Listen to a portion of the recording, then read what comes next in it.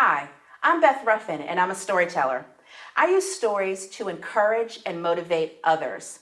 Do you have a story burning inside of you, but you're not sure how to get it out?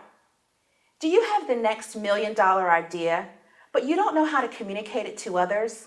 Let me help you. I will show you how to encourage, motivate, and inspire your audience, how to engage them and get them to invest in what you are saying. My favorite quote is, "Give a man a fish and he eats for a day. Teach a man to fish and he eats for a lifetime. Come fishing with me, and I will show you how you can use your voice to change the world." Everyone has a story to tell. What's yours? I'll never forget, after my daughter was born, sitting in a wheelchair, being wheeled from the birthing suite to the maternity ward. My father holds my newborn daughter in his hands. I have mixed emotions. I'm happy. I just had my new baby girl, but I'm also anxious. This is my first time being a mother. I don't have a husband. I've become a statistic. I wasn't ready for people looking for the ring that wasn't there.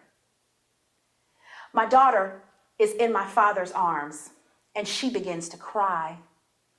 It starts out slow, a whimper, and it grows to a moan until she becomes inconsolable. The nurse tells my father to lay her in my arms. He leans over and puts her in my arms. I look at her, and she looks at me. And I look at her, and she looks at me. And she stops crying. The nurse says, "She just wanted her mama." Mama, I like that. I knew we were going to be okay. I like the story of the woman with the issue of blood in the New Testament. This woman had suffered with a medical issue for 12 long years. She'd used everything she had. She'd spent all her resources and had visited all the doctors, still with no cure. She was desperate. And then she heard about a man who could heal her.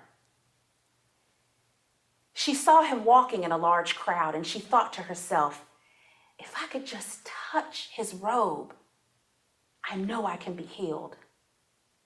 So she fought her way through that crowd. She reached up, touched his robe, and she was immediately healed. Let me ask you,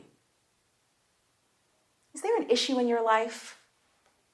You've been dealing with it for a long time. You've used all your resources. You're desperate. What do you do with that desperation? Do you let it propel you, or do you let it repress you? Let's be like that woman. Let's make the decision. Let's reach out for God, and let's receive that healing.